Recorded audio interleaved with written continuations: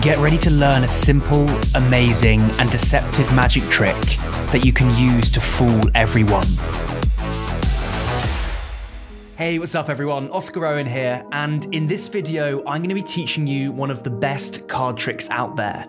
It's a trick that anybody can do, it's really easy to perform, and it uses a borrowed, shuffled deck of cards. So if you're ready, let's go to the card table and I'll show you how it works. The magician has a deck of cards and hands them to the spectator so they can shuffle them up. The spectator shuffles the cards as much as they like. Once they are happy, the cards are then handed back to the magician, who lets the spectator choose any card that they like. In this case, the spectator has chosen the Queen of Diamonds. The Queen is then placed somewhere into the middle of the deck, and the magician cuts the cards multiple times to lose the card. He explains that even though he's cutting the cards, he's still tracking it. He pauses and then tells the spectator that he thinks their card is somewhere in the top half of the deck. He therefore keeps the top half and hands the bottom half to the spectator so that they can hold it. The magician then picks up the rest of the cards and cleanly displays them, and then begins to shuffle them up. He keeps mixing them, and then he says that he thinks he's controlled the spectator's card into the top 5 cards. He counts off the top 5 cards very cleanly and then turns them over. He tells the spectator that he's going to cleanly show all 5 cards, but tells the spectator not to react if they see their card. The magician then shows each card slowly, and the spectator sees their card, the Queen of Diamonds, in the pile. The magician then confirms that the spectator saw their card, and the spectator agrees. One more time, the magician counts out all 5 cards. That's 1, 2, 3, 4, 5, one of which is the spectator's Queen of Diamonds. The magician then says he's going to make the spectator's card jump into another pile. He takes what he thinks is the spectator's card, palms it, and then the card vanishes. In the magician's hand, he now only has 1, 2, 3, 4 cards. None of them are the spectator's. The spectator then spreads through the pile that's in his hand, and one card is face up in the middle of the deck. Their Queen of Diamonds. The spectator is fooled. Very quickly, if you want to learn 5 amazing magic tricks that are simply too good to reveal on YouTube, then sign up to my free magic masterclass. Inside the masterclass, I'm going to be showing you how to read the mind of your spectator. I'm going to be showing you how to put thoughts inside your spectator's head. I'll be teaching you the same effects that Dynamo uses when people tell him to perform, so you can get amazing reactions like this. What the hell?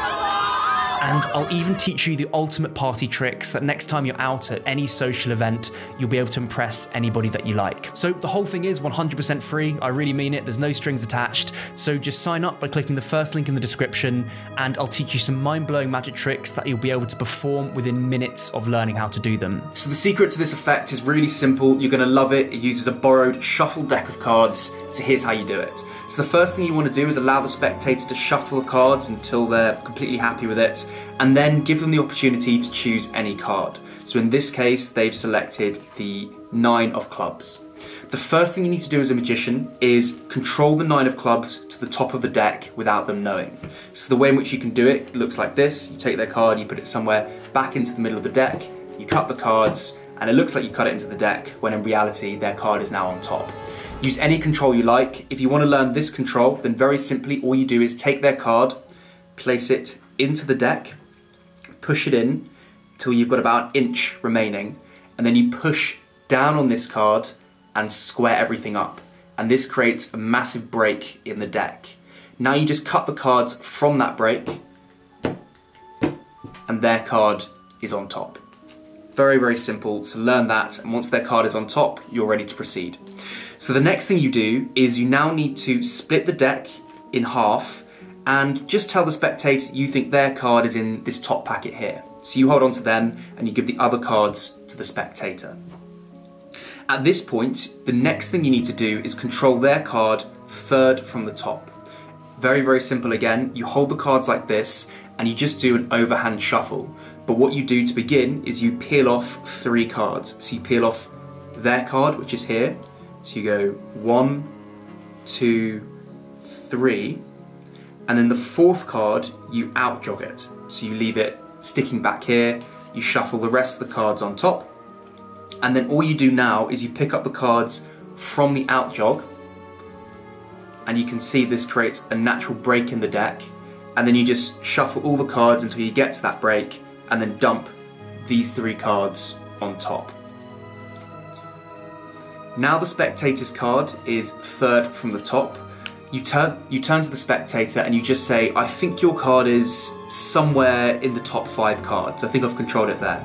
So you cleanly count off 5 cards. You go 1, 2, 3, 4, 5. And then you turn these cards over and you tell the spectator that if you see your card, make sure you know it's in the top 5, but don't give me an idea of which card it is. So you peel off the top card, you peel off the 2nd card. Now the 3rd card is their card, and this is where the sleight happens. You peel off their card, but you keep a pinky break underneath it, just like that. And then when you peel off the 4th card, you deposit this card on the bottom of the deck here. So you peel this card off, whilst stealing that card to go on the bottom of the deck. So now the 9 is here.